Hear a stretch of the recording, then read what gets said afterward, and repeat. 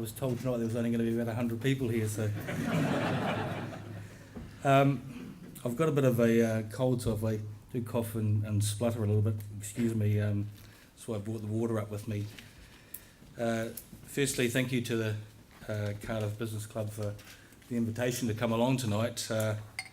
It's not something that I normally like to do too much. I get a huge number of requests to go to rugby clubs and support charities and the likes, but Gerald had asked me, and I think Alan had previously asked whether I'd come along, and so it's nice to be here tonight. And I did get quite wet on the way in. I presume quite a few other people did as well. So, but I just want to give you perhaps a few experiences of my journey, I suppose, and what's happened to me over a number of years of being involved in rugby, and particularly, I suppose, the last 6 years here in Wales. And it's amazing to think that I've been here for 6 years and the experiences that I've had. But I'm often asked as a coach, what do you find is the hardest thing about coaching? And for me, as a coach, the hardest thing that I find is selection and telling players that they haven't made the side. And it's almost a difficult conversation when you're telling someone that they've missed out on being selected. Now, as a young boy growing up in New Zealand, like thousands of young boys, I had the dream of wanting to be an All Black. And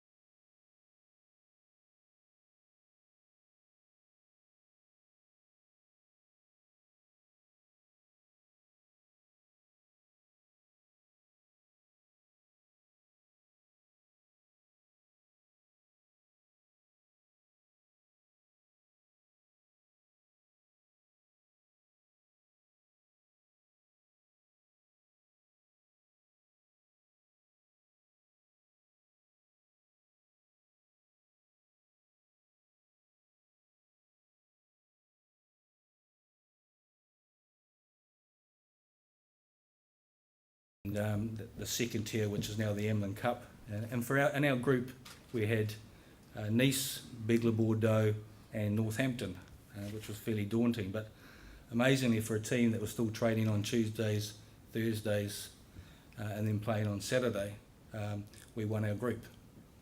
And we were the first Irish team to win in France.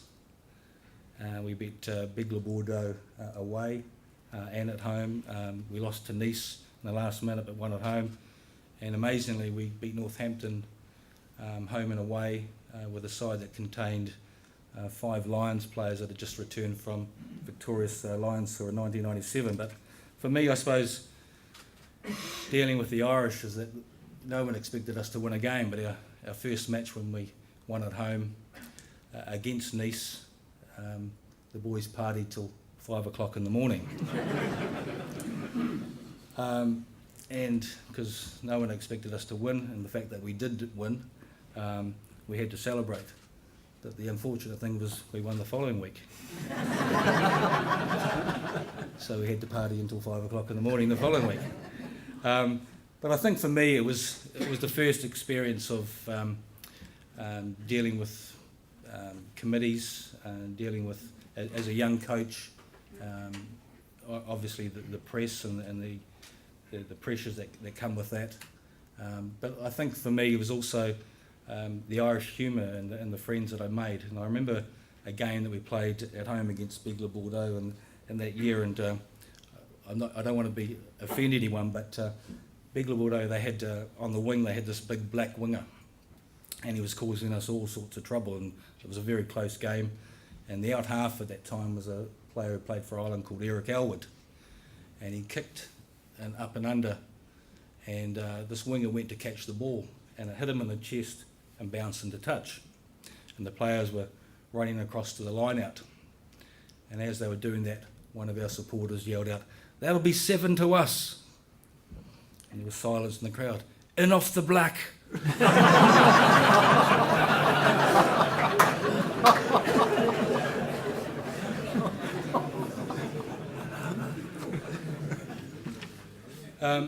So for me, those first few years of coaching, particularly and with Connacht, were fantastic experiences. And so I was coach at Connacht in 1997, 1998, and then the Six Nations in 1998.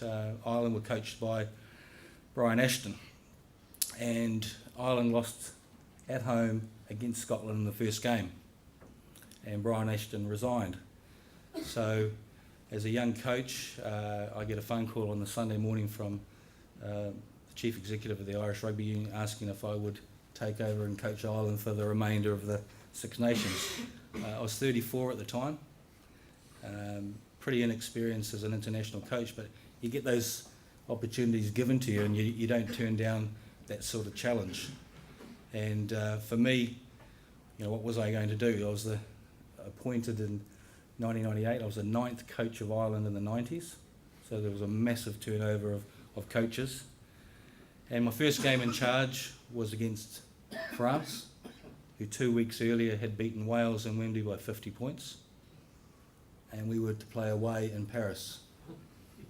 So what was I to do as a new coach of Ireland? So the attitude that I had as a Kiwi was, let's circle the wagons. I asked the players not to read the newspapers that week, not to watch television. And what I was trying to do with that is, because people were talking about this being a record defeat of Ireland playing in Paris and potentially 50, 60, 70, 80 points that we could possibly lose. I asked the Irish public to send in faxes of goodwill and best wishes and to support the team. And amazingly, that week we received 5,000 faxes from the Irish public. And we put them, we had a team room about the size, and we put them up all over the wall in Paris. And that was very motivational for the players to see the amount of support that they had from the public, just wanting the team to do well, the players individually to do well, and just to wear the jersey with pride. And for me, it was a hugely positive influence that we had on that had on the team for that game. But what I was trying to do was to infiltrate or get rid of the negativity that possibly could have an influence on the team. And I also told them a story. It was a true story about 4 soldiers in Vietnam, and they'd been driving their jeep through a small narrow road through the jungle, and they came across sniper fire. And they jumped out of the jeep, and the sergeant in charge said to them, "Are you okay?" The answer came back, yes, they were fine. He said, "I think we've got 3 choices. We can jump in the jeep, we can drive through the sniper fire, we can try and make our own way back to the safety of the camp through the jungle, or thirdly, we can jump back onto the road, we can pick a corner of the jeep up each, turn the jeep around and drive back to the safety of the camp." So he asked them all, and the answer came back, they all thought the third option was the best. They'd jump onto the side of it, jump up from the bush onto the road, pick the jeep up, turn it around and drive back to the camp. But he asked them, "Do you think we can do this?" And he asked them all individually, and the answer came out, "Yes, I think we can do it." "Do you really believe we can do this?" "Yes, we can do this." So on his command, they jumped up from their hiding place, they grabbed the corner of the jeep, they turned it around, and they drove back to the safety of their camp. And when they got back there, they told everyone what had happened. "There's no way you guys could pick a jeep up." Well, these were 4 pretty proud soldiers. Eventually, hundreds of dollars started to change hands. People disbelieving that they lifted the jeep, they turned it around, and they drove back to the safety of the camp. So, as a demonstration, they got the jeep in the middle of the parade ring. Everyone gathered around, people saying, "You can't do this, you can't do it." And on the command of the sergeant, the 4 soldiers, they went up, they grabbed the corner of the jeep, and what happened? They couldn't do it. Right, so the message I was trying to send to the players was, collectively, if we believe in something, we can create something that's pretty special, and perhaps we can go out there and give a good performance. Unfortunately, we lost that game. In the last minute, we led 16-13 for 78 minutes, and France scored a lucky try from from our line-out where we lost the ball on our goal line, and we lost 18-16. But it was sort of an example of collectively trying to put something positive together. I suppose the story that I most remember about telling the players that was an Irish player called Peter Colossi, pretty well known. At the end of that, when I'd finished telling them, he put his hand up and I said, "Yes," we called him Claw. I said, "Yes, Claw." And he said, "Gat." I said, "What's that?" "Can you tell me something?" I said, "What's that?" "Why didn't they put the jeep in reverse?"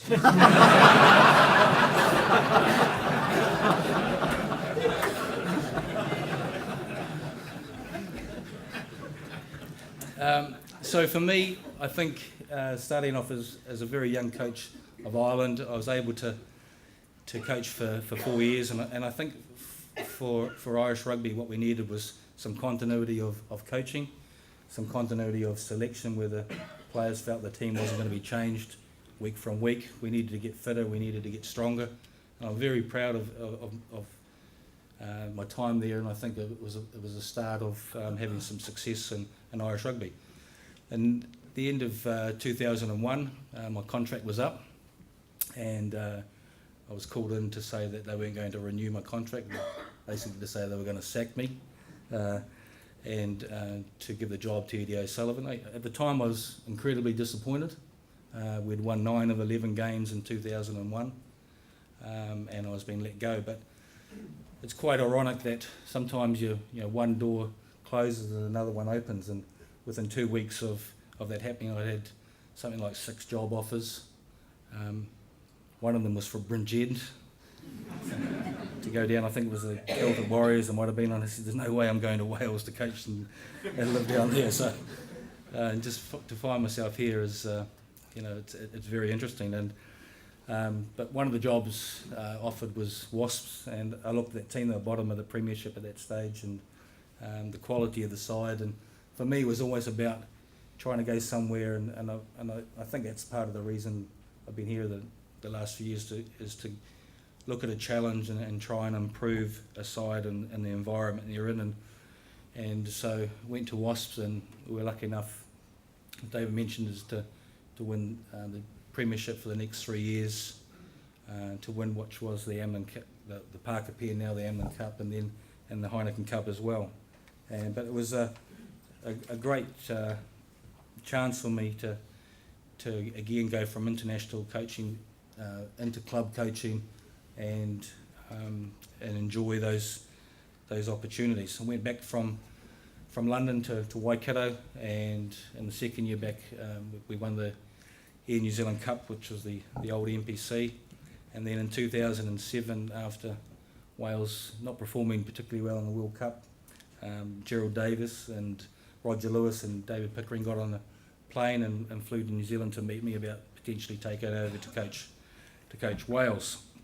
So I met them in the airport in Auckland, and a couple of weeks later I had the phone call from Roger offering me the position, whether I'd come to Wales. And I have to be honest, I was pretty apprehensive at the time about doing that.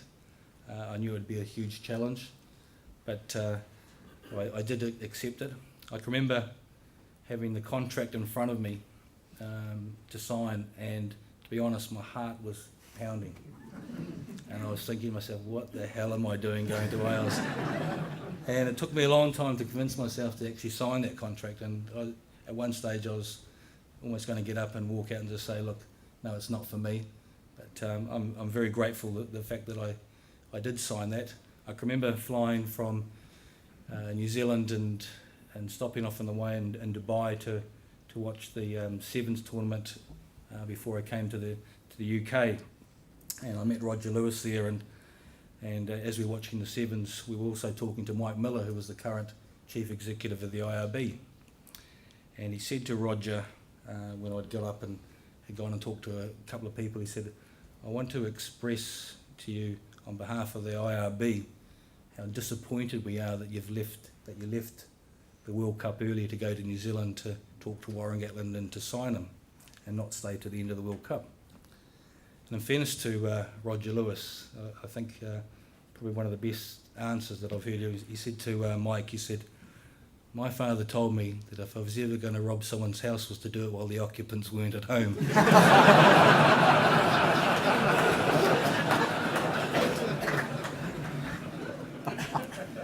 So I'd arrived in Wales, my first game against England. We were down 17-3. The instructions to the players beforehand was to just play a little bit of territory. Unfortunately, the players took that as, let's kick everything away. And we were under some real pressure 5 minutes before half-time, and we managed to hold out and keep England out from scoring. If they had scored just before half-time, I think the game would have gone away for us. So we regrouped ourselves at half-time. The message was that we spoke about kicking and playing a bit of territory, but let's not kick everything away. Let's go and play some rugby, and when the opportunity arises, let's put them under some pressure. So we played exceptionally well in the second half, completely dominated England and won the game 26-17. And I can remember walking down the tunnel afterwards, and I was approached by a reporter, and he said to me, Warren, he said, Graham Henry was known as the Great Redeemer. He said, what are you going to be known as? And I said, the lucky bastard.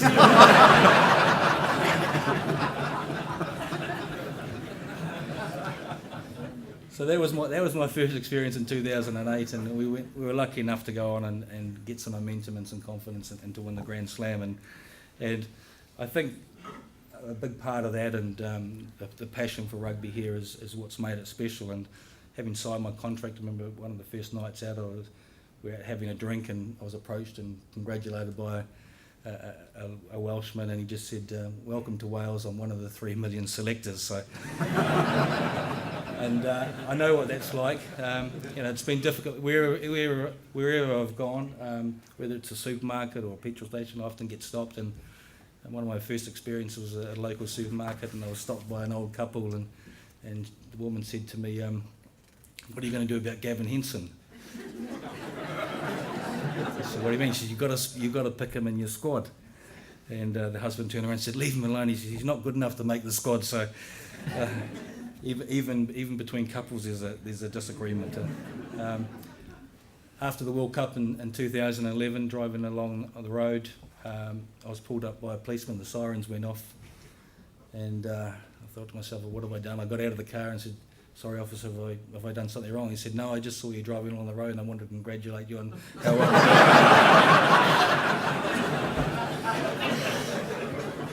So the great thing about being in Wales is that how incredibly knowledgeable people are, how opinionated people are, but also passionate. And that's one of the things that I've really enjoyed about being here. It reminds me very much of New Zealand and the knowledge and the passion that people have for the game. I'll often be asked about philosophy of coaching and what that is. I like to think that I have good people around me and try and get good people around you that you trust. I want to empower people and empower the coaches around me to take ownership about the roles that they have. That doesn't mean that I always agree with them 100%, and I think that's part of the process that we go through. But by doing that, you're going to get people who you form a relationship with that they trust and they feel valued in terms of their positions. We'd like to think as a squad and as a team that we work harder than anyone else. Now, whether we do or not, I'm not sure, but I think the players, when they come into the national team, work incredibly hard. And I think the best example of that was in 2011 when we, at half-time, we were down against Samoa, and we went in there to talk to the players, and the players were just saying, and I think it was a big turning point for the team, is we're not prepared to go home. We haven't put in this much effort. We haven't gone to Poland. We haven't trained as hard as we have to go home, and they weren't prepared to lie down, and they went out there and we won the second half and ended up qualifying for the quarterfinals. And for me, that was quite a significant turnaround for the players. I'd like to think that I'm incredibly honest with the players, or try to be honest with the players.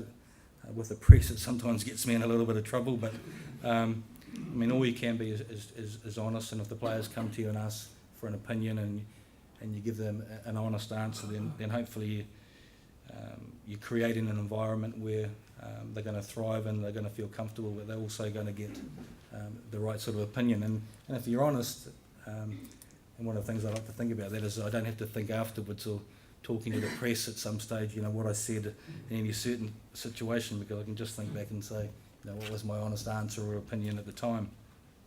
I will challenge people, but I also want to be challenged myself. I want the coaches to challenge me. I want the players to challenge me as much as they can. But I think it's still a work in progress, in terms of with the players. We're trying to develop leaders, and I think there was a time when we've come as that the players wanted to be dictated to. They wanted to be told what was expected of them as players, and for us, we're still working on that. Culturally, people say to me, that's the way we are in Wales. I'm not sure it's the way it has to be, and I think that's for us as a coaching team. We've got to still get the players to talk more, to be more vocal, to create leaders, because that's the way we're going to develop as a side. This new group of players are incredibly professional in the way that they've look after themselves both on and off the field. And I think when I first arrived, we had a number of incidences with players going into town, and we used to employ security guards for the players when they went into town. And I can remember having a debrief with one of the security guards after a night out in Cardiff, and I said to him, how was last night? And he said, it wasn't too bad. He said, these players are in a league of their own. I said, what do you mean? He said, we've looked after the movie stars, we've looked after rock stars, we've looked after footballers. I said, but these Welsh players, he said, they've got women throwing themselves all over the place at them. So I said to him, why wouldn't you want to play for Wales then? So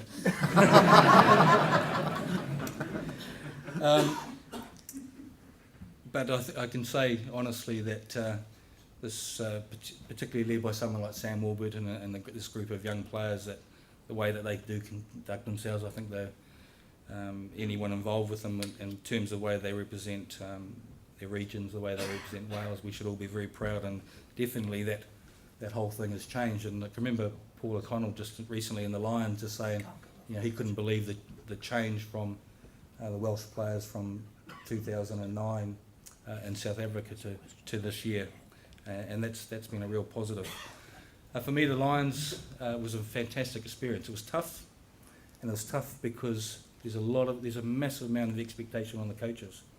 I think it's a lot easier for the players going on a Lions tour, because if things don't go well for them as a player, they've got the luxury of going back to their club sides or their regions or their international team. But there's the expectation and the focus on the coaches is absolutely huge in terms of getting the performance or getting the results. And I was asked, what are your challenges, or what are your expectations for the Lions in terms of last year? Obviously winning, but I said for me, one of the things that I wanted to get out of 2013 was to be the first Lions coach that didn't lose his job within 12 months of a Lions tour. Because that's what had happened to the 4 previous Lions coaches. I mean, Ian McGeechan after 2009 was let go by Wasps, and Graham Henry finished with Wales after 2001.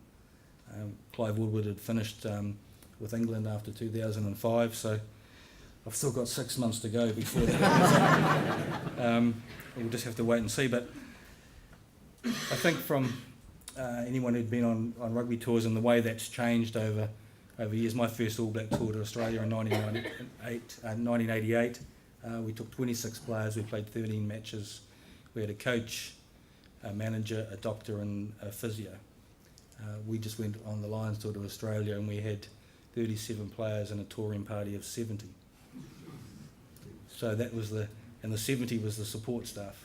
So the changes in the professional game are absolutely enormous in terms of the party and the support of everyone that you take in, whether it's coaches or support staff, managers, security, whatever. So it takes a lot of organising in terms of doing that. There's a challenge with the supporters as well. 35,000 supporters in Australia is, for us, often it was difficult to get out of the hotel without being stopped, mobbed by supporters in terms of photos or autographs or people wanting to talk to you. But I think that is a real positive, but it is a challenge when you're on tour. And for me personally, I think the last week was a massive challenge in terms of leaving out Brian O'Driscoll. And I want to reiterate, remember, selection's only just a matter of opinion, that's all it is, one man's opinion. But I suppose in making that hard decision, we honestly believed as coaches it was the right one in terms of the combination that we had with Jamie Roberts and Jonathan Davis being available for selection. As a group of coaches, when we sat down to select the side, we were unanimous in the selection of that combination. What we weren't unanimous on was the captain, and it's something that's never come out publicly, but I'm quite willing to share with you.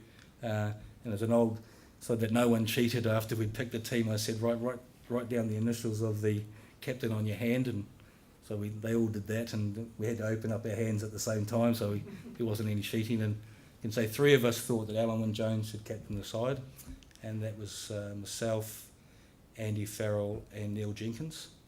Rob Howley thought that Sean O'Brien should captain, and Graham Roundtree thought Jeff Parling should captain the team. So I thought that was, apart from the selection of the side, I thought the captaincy one was quite interesting. For us, winning the last test was, there was a massive amount of pressure on us to win the last test. But as a coach, you look back at experiences that you had in the past, and for me, I looked at that last test against Australia, and for it was about the emotion, and Australia brought a huge amount of emotion to that second test. And a lot of people were talking about Australia being favourites for the third test, that they had their momentum and whatever. But I'd look back and experiences of the past, and often those experiences or things that you learn from in your coaching days are something that sort of remind you of something that's happened. When I coached Wasps, and it was in 2005, in my last year there, we played Leicester. 1 played 2, and the winner went straight through to the Premiership final. Now for me, it was Martin Johnson and Neil Back's last game at home for Leicester. And as a coach, I completely underestimated the emotion that meant to that team. And we were beaten on Welford Road that day, Wasp by 40 points to 20-something. I went away from that, I'd looked at the game. The following week we had to play Northampton in the semi-final, and the winner of that went through to play Leicester in the final at Twickenham. Now, when I thought about that, we beat Northampton in the semi-final, and 2 weeks later, the question I asked myself was, could Leicester bring that same sort of emotion that they had in Welford Road 2 weeks earlier? We were on an upward curve emotionally, and the answer to that was no, they weren't able to do that. And within 2 weeks of losing by 40 points, we turned around and beat them in Twickenham by 40 points. And for me, having looked at the second test and emotionally what it meant to those Australian players, and for us, there was still another level in us. I was confident that we were able to get our players up for that third test. Whether they could do the same or not was going to be the challenge for them. And lucky enough, we were able to do that. And come away with a Test series victory and what was an outstanding performance by the team. Just want to touch on a little bit. For me, there's been a reasonable amount of correspondence, but reporting of the infighting in Welsh rugby. I don't think it's been much different for me being here for the last 6 years. A lot of people say it's always been that way in Wales, but I don't believe it has to be. And I think for us and for the union and for the regions, we've got to find some middle ground. I think there's always a compromise, and to find some middle ground for the benefit of the game here in Wales. And I just hope that we can do that over the next few weeks to be able to move forward. And I'm hopeful that we'll be able to do that. For the Six Nations this year, we name the squad tomorrow, and then we come together the following week. And I think there's two things that we're able to do, hopefully, as a squad, is maybe look at the negativity that's surrounding the game at the moment, and we can talk about circling the wagons as a squad. And we'll probably use that as a little bit of a theme to try and come together as a team. But the other thing that we've got, that we're able to do, is that we can talk about creating history.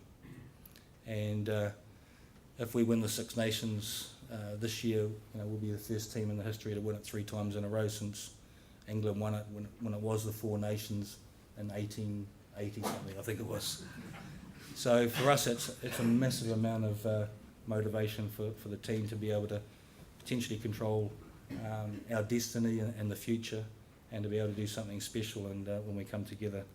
And it's something that we can hopefully all be excited for, because for me, I don't think you get any better thrill out of one beating England, but also as a national side being successful in the Six Nations, and we've been lucky enough to do that on 2 or 3 occasions, and hopefully we can repeat that this year. So just in conclusion, I don't know how much I've taken up too much time, Jill, but I said I'd be quite happy to take some questions from the floor, and thank you very much for your attention.